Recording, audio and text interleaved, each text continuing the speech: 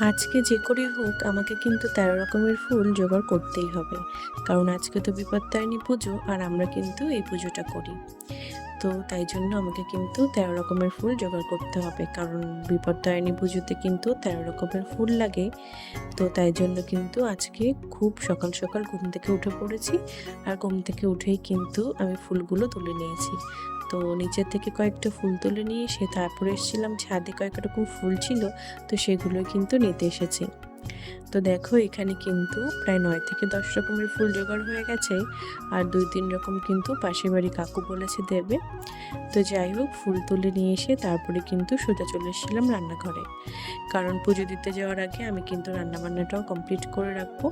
কারণ তোমাদের দাদাভাই তো কাজে যাবে, আর বাচ্চা কাচ্চাও আছে বাড়িতে, ওরাও তো খাওয়া দাওয়া করবে। তো আজকে কিন্তু নিরামিষ পনির তরকারি আর কিন্তু পটল ভাজা রান্না করলাম।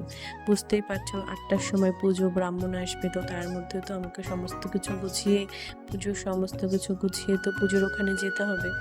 আর হ্যাঁ, আমরা কিন্তু বাড়িতে পুজোটা করব না, পাশে আমাদের কিন্তু পিসি শাশুড়ির বাড়ি আছে, তো সেখানেই কিন্তু পুজো হয়, আমরা কিন্তু সেখানেই যাব পুজো দিতে। তো তাড়াতাড়ি করে তো রান্নাবান্নাটা কমপ্লিট করে নিলাম। তো তারপরে কিন্তু তাড়াতাড়ি করে আর যে কাজগুলো ছিল ঘরটরগুলো মুছে তারপরে কিন্তু স্নান সেরে চলে আসলাম ঠাকুর ঘরে। ঠাকুর ঘরে এসেই কিন্তু আমি আগে ঘরের ঠাকুরের পুজোটা দিয়ে নিলাম। তো পুজোটা দেওয়া হয়ে গেলে তারপরে কিন্তু আমি ফলগুলো বানাতে বসলাম। তো আমি আর আমার যা ২ জন মিলেই কিন্তু সমস্ত কিছু আমরা গুছিয়ে নিচ্ছি। আর জানো তো হাতে একদমই সময় ছিল না। খুব তাড়াতাড়ি করে কাজগুলো গুছিয়ে নিচ্ছিলাম। তো বুঝতেই পারছো সকালে রান্নাবান্না সমস্ত কাজ মিলিয়ে পুজোর জোগাড়। আর তারপরেও একটা জিনিস জানো তো, আমাদের বাচ্চাগুলো না অন্যান্য দিন একটু দেরি করে ওঠে, আর আজকে ওরাই যেন খুব সকাল সকাল ঘুম থেকে উঠে পড়েছে। তো যাই হোক, ওদেরকে রেডি করে তারপরে কিন্তু পুজোর সমস্ত কিছু গুছিয়ে নিয়েছি। তো সব কিছু গুছিয়ে নেওয়ার পরেও আরও কিছুটা গোছানোর বাকি ছিল, তো সেগুলো কিন্তু আমরা পিসি বাড়িতে এসেই গুছিয়ে নিয়েছি। আর এদিকে দেখো আমরা পিসি বাড়িতে চলে এসেছি আর পুজোও কিন্তু শুরু হয়ে গেছে।